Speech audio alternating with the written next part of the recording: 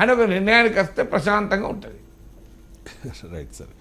అంటే కేటీఆర్ కానీ హరీష్ కానీ ఇంకా చాలామంది బీఆర్ఎస్ నాయకులు ఇంకొక 6 నెలల్లో సినిమా వేరే రకంగా ఉంటుంది, ఏదైనా జరగవచ్చు, మళ్ళీ కేసీఆర్ ముఖ్యమంత్రి అవుతారని కూడా ఒకనొక సందర్భంలో కేటీఆర్ అంటే త్వరలో కేసీఆర్ ముఖ్యమంత్రిగా అవుతారు అని కేటీఆర్ కూడా రీసెంట్గా కామెంట్ చేసిన పరిస్థితి. కానీ నిన్న కేసీఆర్ చాలా స్పోర్టివ్గా స్పందించారు సార్. కాంగ్రెస్ ప్రభుత్వం చాలా సవాళ్లు ఎదుర్కోవాల్సి ఉంటుంది, ఆ పార్టీ ఇచ్చిన హామీలు అమలు చేసే పరిస్థితి లేదు, కాంగ్రెస్ ప్రభుత్వం ఉంటుందా ఊడుతుందా అనేది వాళ్ళ చేతుల్లోనే ఉంది, ప్రతిపక్ష పాత్రను సమర్థంగా నిర్వహిద్దాం అని చెప్పేసి. అంటే కాంగ్రెస్ ప్రభుత్వం ముందున్న సవాల్ని ఇది ఎంత బిగ్ టాస్క్ అనేది కేసీఆర్ చెప్పాలి అనుకున్నారు. సో ఉంటుందా ఊడుతుందా అనేది నిజంగా కాంగ్రెస్ చేతుల్లోనే ఉందా? ఉంటుందా ఉండదా 5 ఏళ్ల తర్వాత 2023లో ఉంటుందా ఉండదా అన్నది కాంగ్రెస్ చేతుల్లో ఉంది. ఎందుకంటే ఈ ప్రభుత్వం సరిగా పనిచేస్తే ప్రజలు మరోసారి ఆశీర్వదిస్తారు, 2028లో అధికారం అప్పగిస్తారు. అందువల్ల 2028లో కాంగ్రెస్ ప్రభుత్వం ఉంటుందా ఊడుతుందా అని ప్యూర్లీ కాంగ్రెస్ పైనే ఉంది, అనుమానమే లేదు. ఎందుకంటే ప్రజలకు మంచి చేస్తే ఎన్నికల్లో మళ్ళీ గెలుస్తారు, ప్రజలకు మంచి చేయకపోతే ఎన్నికల్లో ఓడిపోతారు. కానీ 6 నెలల్లో ప్రభుత్వం ఉంటుందా ఉండదా కాంగ్రెస్ పార్టీ పైన ఉండదు, కాంగ్రెస్ పార్టీ పైన మాత్రమే ఉండదు. సో ఇప్పుడు ఈ ఎమ్మెల్యేలు రేవంత్ రెడ్డి కలవడం బీఆర్ఎస్ చేతుల్లో ఉందా? బీఆర్ఎస్ చేతుల్లో ఉంటే ఇలా కేసీఆర్ ఇలా ఎందుకు మాట్లాడాల్సి వస్తుంది? అంటే మీ పార్టీ ఎమ్మెల్యేలే సీఎంను కలవడం మీ చేతుల్లో లేనప్పుడు మరి రాజకీయం ఎలా ఉంటుంది? అందువల్ల 6 నెలల్లో ప్రభుత్వం కూలాలి అంటే కాంగ్రెస్ పార్టీ చేతుల్లో మాత్రమే లేదు. బీజేపీ బీఆర్ఎస్లు ఏదో ఒక ఎత్తుగడలు వేయకపోతే కాంగ్రెస్ ప్రభుత్వం ఎందుకు కూలుతుందండి? ఇప్పుడు బీఆర్ఎస్ ఎమ్మెల్యేలు కాంగ్రెస్లోకి వచ్చారనుకోండి, అది కేసీఆర్ చేతుల్లో ఉన్నట్ట? కేసీఆర్ చెప్పినా కూడా ఉండరు. అది అందువల్ల 28 వరకు మీరు ఆగితే అది హుందాతనం అవుతుంది. ప్రజలు 5 ఏళ్ళకి అధికారం ఇచ్చారు, let them rule it. 5 years తర్వాత ప్రజలు మళ్ళీ తీర్పు చెప్తారు, అప్పుడు మళ్ళీ అధికారంలోకి వద్దాం.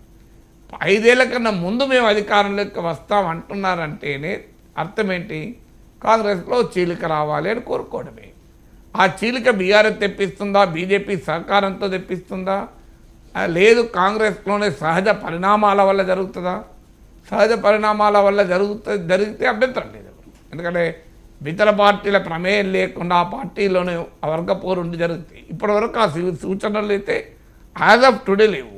ఉండవ రాజకీయ పార్టీల్లో అందులో కాంగ్రెస్ లాంటి పార్టీ ఉండదా అంటే ఎవరూ చెప్పలేము.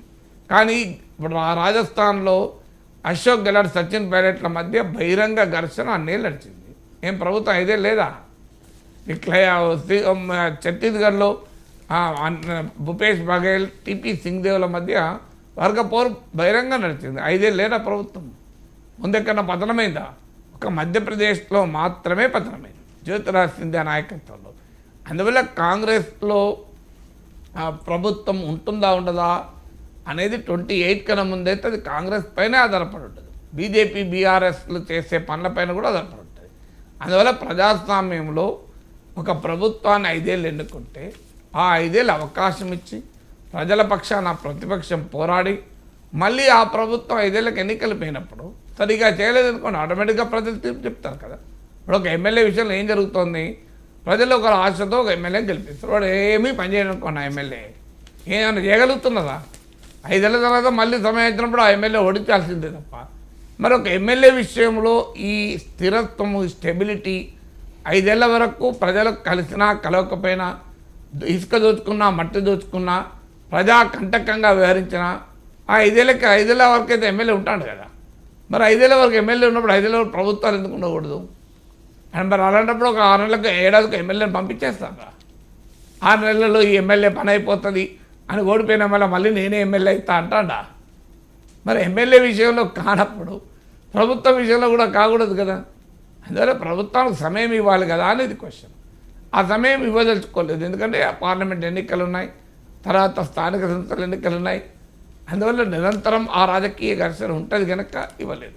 అందువల్ల కేసీఆర్ ఆయన మనము ఈ గేమ్లో భాగం కాకూడదు అని అనుకొని నిజంగానే భాగం కాకపోతే అప్రిషియేట్ చేయాలి, డెఫినెట్గా అప్రిషియేట్ చేయాలి.